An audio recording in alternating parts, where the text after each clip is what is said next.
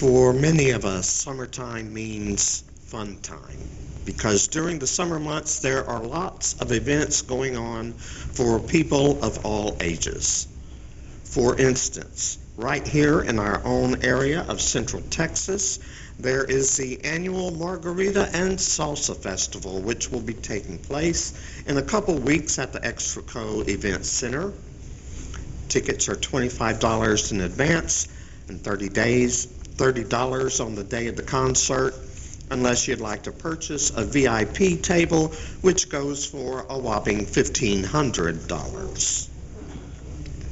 For those on a more limited budget but who want to enjoy a good time nonetheless, you can always check out the West Fest on Labor Day weekend, Saturday, August 31st, and Sunday, September 1st. The Czech Polka Festival includes dancing, food, music, and a kolache baking contest, among other things, all at much more affordable prices than the Margarita and Salsa Festival. But there's another summer event that you may not know about. And in fact, it's going on right now. It doesn't cost anything, and you can enjoy it all by yourself or in the company of other people. It's the annual Perseid Meteor Shower, which puts on a show for everyone around the world, but especially for those of us who live in the Northern Hemisphere. Tonight and tomorrow night will mark its peak, with an opportunity to catch a glimpse of as many as 60 or more meteors per hour. About this time each year, our planet crosses the orbital path of Comet Swift-Tuttle, and the debris from the comet's tail slams into the Earth's upper atmosphere at some 130,000 miles per hour, lighting up the sky with meteors. To enjoy the meteor shower, all you need to do is find a dark, open sky and grab a reclining lawn chair, and they say right before dawn is the best time for viewing this cosmic light show. Whether you're looking at a dazzling display of meteors or simply contemplating the constellations, stargazing is something that appeals to almost all of us. It humbles us. It reminds us that we're just a tiny speck in the grand scheme of things. When we look to the stars, we remember that we aren't the one running the show. Something much bigger than us has that task. And for many of us, that something goes by the name of God. It might do us good to periodically step away from our channel or web surfing for a moment. Walk outside and sit and stare at the stars. It's good medicine for the soul. That's what God prescribed for Abram in this morning's text. Stargazing. Now, the story of Abram, which led up to today's stargazing, is an interesting one. It's the story about a man who 3 chapters earlier was having a conversation with God, and to whom God said, "Go from your country and your kindred and your ancestors' house to the land that I will show you. I will make you a great nation, and I will bless you and make your name great so that you will be a blessing." So Abram did as he was told. He went, but he didn't leave his kindred as God commanded, but instead took his family and relatives with him. So along the way, Abram got into a major falling out with his nephew Lot, something God probably anticipated when God told Abram to go from his kindred. So Abram and Lot decided to part ways, and Lot chose the plain of Jordan because it was well watered everywhere, like the Garden of Eden. And Abram got the leftovers. Clearly, real estate deals were not in the future for Abram, since he ended up with what probably looked like nothing but a dust bowl in comparison to Lot's portion. But God reminded Abram, "I will make your offspring like the dust of the earth, so that if one can count the dust of the earth, Your offspring also can be counted.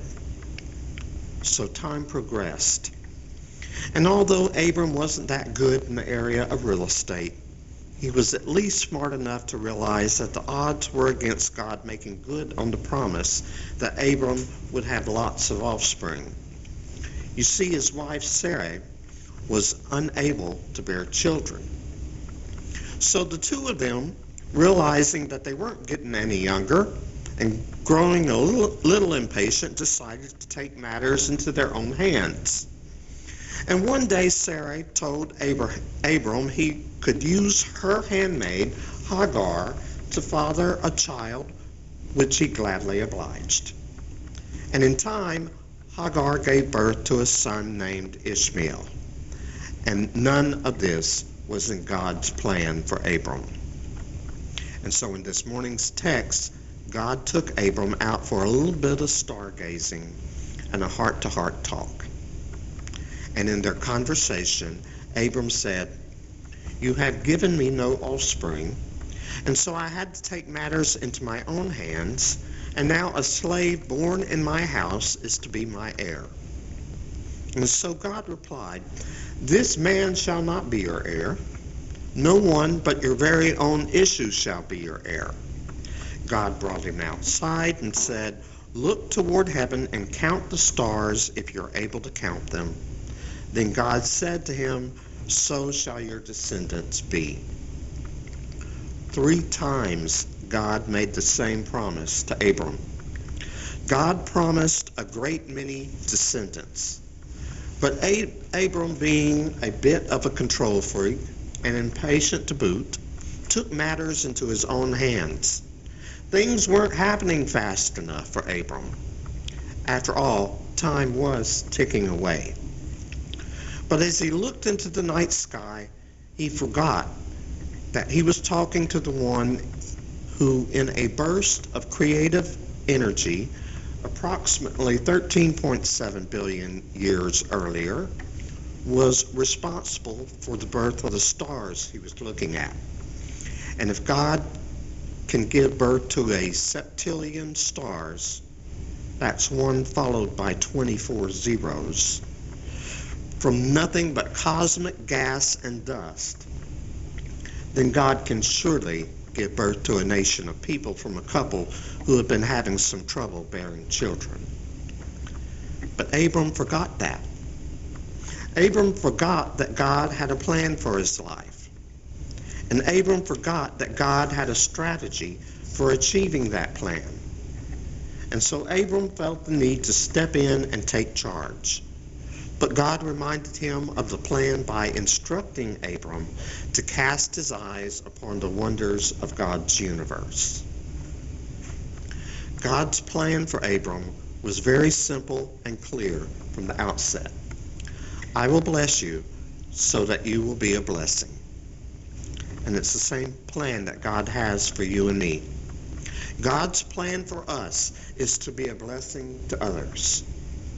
But sometimes we forget that plan. We forget that plan to bless others in our rush to get to work on time.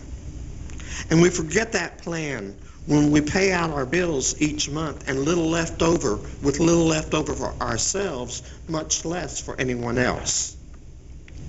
We forget that plan to bless others when our busy schedules don't allow us to pause long enough for prayer on behalf of people who are in need. And we forget to bless others when we aren't fully present with the person who is trying to tell us what's going on in his or her life. God's plan for each of us is to bless others, and we forget. But when we do, God invites us to take a step outside and look to the stars and try our best to count them. With the unaided eye, we can count about 1,000 stars. Try and count the stars. And if we can, then just realize God has blessed us at least that many times. And God's plan for us is to share that blessing with others. Or perhaps we remember God's plan for us, but aren't satisfied with God's method for achieving that plan. Or maybe, like Abram and Sarai, nothing seems to be happening, so we take matters into our own hands. I get caught up in that on a regular basis. I just can't seem to help myself. I recognize that this church's purpose is to be a blessing to others, but I end up strategizing myself into an ulcer trying to create that blessing. But if I can just stop long enough and listen to the still small voice that speaks to my soul, the voice that invites me to step outside of myself and to look to the stars, then usually I can realize that not only is there a plan for this church, but there is a strategy for achieving that plan, and it may not be the same one as mine. The obstacles that I'm working so hard at overcoming aren't even on God's radar. I don't need to waste my energy worrying about the obstacles in the road, because God's pretty good at overcoming obstacles. You see, a church doesn't need a lot of people or a big budget to bless others. And a person doesn't need significant talent or lots of time or income to bless others. Regardless of your economic status or education level, regardless of your sexual orientation or gender identity, regardless of your religion or politics, God can use you to bless others.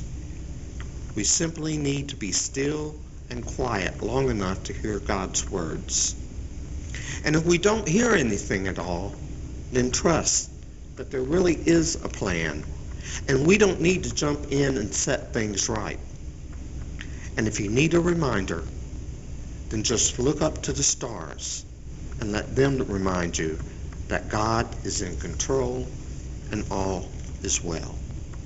Amen.